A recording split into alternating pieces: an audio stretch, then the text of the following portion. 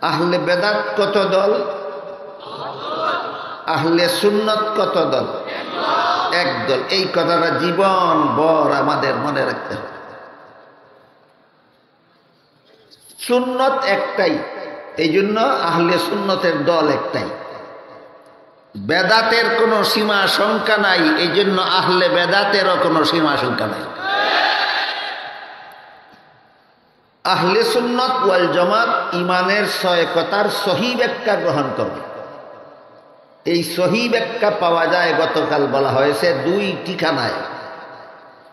এক ঠিকানার নাম নবীর সুন্নত, আর এক ঠিকানার নাম সাহাবায়ে কেরামের জামাত। এই জন্য দলের নাম আহলে সুন্নত ওয়াল জামাত। সুন্নতে রাসূল এবং জামাতে সাহাবাত থেকে আল্লাহ সম্পর্কে যে সমস্ত ব্যাখ্যা গৃহীত হয়েছে সেগুলি সহি ব্যাখ্যা। ইমানের ছয় কথার যত ব্যাখ্যা গৃহীত হয়েছে সবগুলি সহি ব্যাখ্যা। সুন্নতে রাসূল আর জামাতে সাহাবা সারা যত দল, যত ব্যক্তি মন গড়াভাবে এই ছয় কথার যত ব্যাখ্যা করেছে সবগুলি ভ্রান্ত ব্যাখ্যা। এই প্রসঙ্গে আমি গতকাল আল্লাহ সম্পর্কে কিছু সহি ব্যাখ্যা এবং পাশাপাশি ভ্রান্ত ব্যাখ্যার আলোচনা শুরু করেছিলাম। এর মধ্যে একটা হলো আহলে সুন্নাত ওয়াল জামাতের আদর্শ ও নীতিমালার আলোকে আল্লাহ সম্পর্কে একটা সহি ব্যাখ্যার আলোচনা এই শুরু হয়েছিল যে আল্লাহ যদি হাসরের মাঠে কোনো ইমানদার নেককার বান্দাকে জাহান্নামের শাস্তি দেন, তবুও সেটা আল্লাহর পক্ষ থেকে অবিচার হবে না। এটা আহলে সুন্নাত ওয়াল জামাতের আকীদা।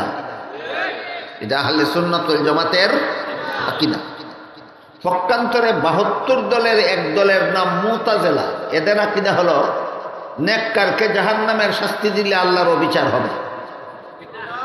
আহলে সুন্নাত ওয়াল জামাতের আকীদা হলো অবিচার হবে না। মুতাজিলাদের ভ্রান্তপন্থী বেদাত আহলে বেদাত এক দল, মুতাজিলাদের আকীদা হলো আল্লাহর অবিচার হবে। এবার আমরা বোঝার চেষ্টা করব, ইমানদার নেককারকে আল্লাহ জাহান্নামের শাস্তি দিলে কিয়ামতের দিন আল্লাহর অবিচার হবে না কিভাবে। এই কথাটা বিভিন্ন হাদিসে আল্লাহর রাসূল বিভিন্নভাবে বুঝাইছেন। সহি মুসলিম শরীফেও আছে, সহি বুখারী শরীফেও আছে, সংক্ষিপ্ত আকারে। বিস্তারিতভাবে এর বিবরণটা পাওয়া যায় আল মুস্তাদরাক লিল হাকিম নামের পৃথিবী বিখ্যাত আরেকটি হাদিসের কিতাব। সেখানে আল্লাহর রাসূল এই কথাটাকে সবিস্তারে যুক্তি সহ দলিল সহ আল্লাহর রাসূল একটি হাদিসে উল্লেখ করেছেন। সেই হাদিসটা হলো, হাদিসের সারমর্মটা বলি আমি। রাসূল বলেন, বনি ইসরাইলের মধ্যে একটা লোক ছিল, একাধারে 500 বৎসর পর্যন্ত আল্লাহর ইবাদত বন্দেগীতে লিপ্ত ছিল, নির্ভেজাল ইবাদত। বনি ইসরাইলের বংশের মধ্যে একটা লোক ছিল, একাধারে 500 বছর পর্যন্ত আল্লাহর ইবাদতে লিপ্ত ছিল। কেমন ইবাদত? একেবারে নির্ভেজাল ইবাদত। এই লোকটা আল্লাহর কাছে দোয়া করেছিল, হে আল্লাহ, আমার জীবনের শেষ সেজদার মধ্যে যেন আমার মরণ হয়, মরণের পরে আমার লাশটা যেন মাটি খাইতে না পারে, কিয়ামত পর্যন্ত লাশটা যেন সেজদার মধ্যেই থাকে। আল্লাহ তার দোয়া কবুল করেছিলেন, তাই তার জীবনের শেষ সেজদার মধ্যেই তার মরণ হয়েছে। মাটি তার লাশ খাইতে পারবে না কিয়ামত পর্যন্ত, মাটির নিচে তার লাশটা সেজদার মধ্যেই আছে।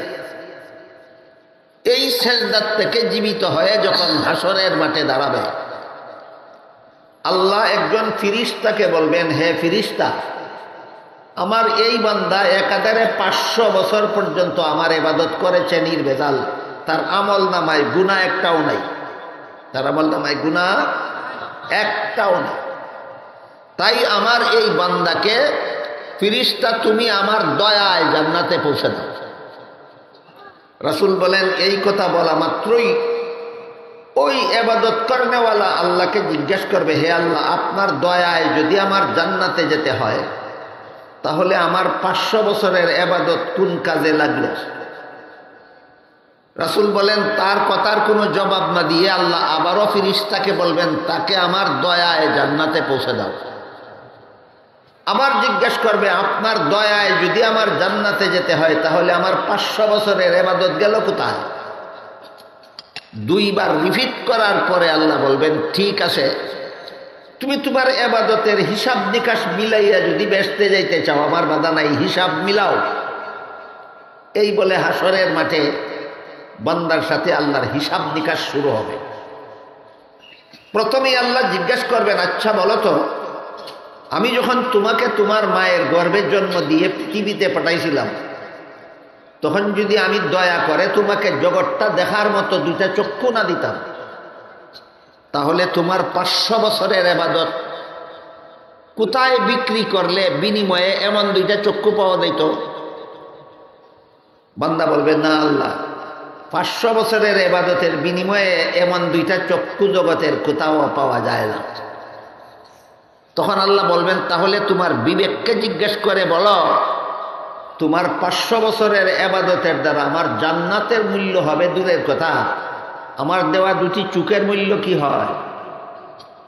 তখন বান্দা বলবে না আল্লাহ, ইনসাফ করলে, ইনসাফের বিচার করলে আমার 500 বছরের ইবাদতের দ্বারা আপনার দেওয়া দুটি চোখের মূল্য হয় না। আল্লাহ বলেন না হলেও আমি মেনে নিলাম, আমি তোমার 500 বছরের ইবাদত গ্রহণ করে নিলাম আমার দেওয়া দুটি চোখের মূল্য হিসাবে। এবার বলো তুমি 500 বছর ইবাদত করতে গিয়ে কত টন খাদ্য গ্রহণ করেছিলে সেইগুলির মূল্য দিবে কে? কত মন পানি পান করেছিলে সেইগুলির মূল্য দিবে কে? আরো তোমার শরীরে যত অঙ্গ প্রত্যঙ্গ আমি দয়া করে দান করেছিলাম সেগুলির মূল্য দিবে কে? রাসূল বলেন আল্লাহ এই প্রশ্ন করার পর এই লোকটা নিরুত্তর হয়ে যাবে, আল্লাহর প্রশ্নের কোনো জবাব দিতে পারবে না। তখন আল্লাহ আগের ফেরেশতাকেই বলবেন এই ফেরেশতা আমার বান্দাকে জাহান্নামে নিয়ে যাও, সে আমার ঋণ পরিশোধ করতে পারে না। রাসূল বলেন আল্লাহর হুকুম পাওয়া মাত্র ফেরেশতা তাকে টানা হেঁচড়া করে জাহান্নামের দিকে নিয়ে রওনা হয়ে যাবে। তখন বান্দা চিৎকার দিয়া বলবে হে আল্লাহ, আপনি দয়া করেই আমাকে জান্নাতে দিয়ে দেন। এই ঘটনার মাধ্যমে রাসূল বুঝাইছেন এই কথা, নামাজ রোজা ইবাদত বন্দেগীর দ্বারা আল্লাহর জান্নাতের মূল্য হয় না। জান্নাতে যেতে হবে আল্লাহর দয়ায়। তোমার আমল নামার যদি গুনাহ একটাও না থাকে আর শত শত হাজার হাজার বছরের ইবাদতে যদি ইবাদতের সওয়াবের দ্বারা যদি তোমার আমল নামা ভরপুর থাকে আর আল্লাহ যদি বলেন তোমার দেহের মধ্যে যত নিয়ামত দিয়েছিলাম এগুলির মূল্যই তো তোমার হাজার বছরের ইবাদতের দ্বারা হয় না, তাইলে তোমার জাহান্নামের শাস্তি ভোগ করা ছাড়া কোনো উপায় থাকবে না। তাহলে আহলে সুন্নাত ওয়াল জামাতের এই মতাদর্শটা দলিলবিহীন না যুক্তিবিহীন না দলিল ভিত্তিক যুক্তিভিত্তিক? আহলে সুন্নাত ওয়াল জামাতের এই মতাদর্শ যে আল্লাহর দয়া ছাড়া জাহান্নাম থেকে বাঁচা যাবে না, আল্লাহর দয়া ছাড়া কেউ জান্নাতে যেতে পারবে না, এটা দলিল ভিত্তিক যুক্তিভিত্তিক। পক্ষান্তরে মুতাজিলাদের মতবাদ ভ্রান্ত মতবাদ, না এর পক্ষে সহি কোনো দলিল আছে না এর পক্ষে বিশুদ্ধ কোনো যুক্তি আছে।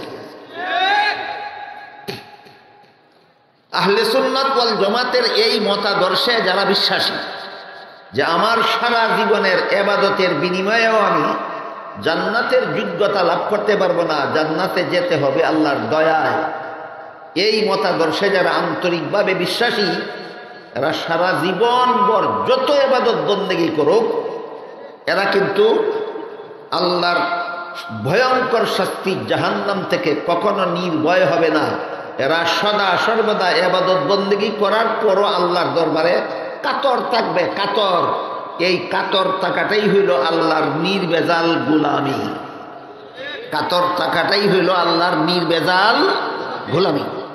এখানে আরেকটা প্রশ্ন স্বাভাবিকভাবেই জাগে যে নামাজ রোজা ইবাদত বন্দেগীর দ্বারা যদি জাহান্নাম থেকে বাঁচা না যায়, জান্নাতে যাওয়া না যায়, জান্নাতে যদি যেতে হয় আল্লাহর দয়ায়, তাহলে খামোখা আলেমরা আমাদেরকে নামাজ রোজা ইবাদত বন্দেগীর কথা বলেন কেন? বিশেষ করে আমাদের সমাজের ভণ্ড পীরেরা এই প্রশ্নটাই করে থাকে। নামাজ নাই, রোজা নাই, ইবাদত নাই, বন্দেগী নাই, হালাল নাই, হারাম নাই। এরা পীর। বলেন এরা কি সত্যই পীর না বন্ড? এই বন্ডরা যখন এই কাহিনীটা শুনে তখন বলে, দেখো আমাদের মতের পক্ষে হাদিসে দলিল আছে। রাসূল বলেছেন নামাজ, রোজা, ইবাদত, বন্দেগীর দ্বারা জান্নাতে যাওয়া যাবে না, জান্নাতে যেতে হবে আল্লাহর দয়ায়। তাই আমরা যে ইবাদতের দ্বারা জান্নাতে যাওয়া যাবে না সেইটা করি না, যে দয়ায় জান্নাতে যেতে হবে সেই দয়ার আশা করি। আল্লাহ পাক রব্বুল আলামিন পবিত্র কোরআনে এই বন্ডদের দাঁত ভাঙ্গা জবাব পরিষ্কার ভাবে দিয়ে রেখেছেন। সেইটা হলো আল্লাহ কোরআনে বলেন, ওয়াবতাগু ইলাইহিল ওয়াসিলা, জান্নাতে যেতে হবে আল্লাহর দয়ায়, আর আল্লাহর দয়া পেতে হবে ইবাদত বন্দেগীর উসিলায়। কথাটা বোঝার জন্য সহজ একটা উদাহরণ দিচ্ছি। মানুষ সন্তান লাভ করার ক্ষমতা নিজেই রাখে না আল্লাহ দয়া করে সন্তান দান করে?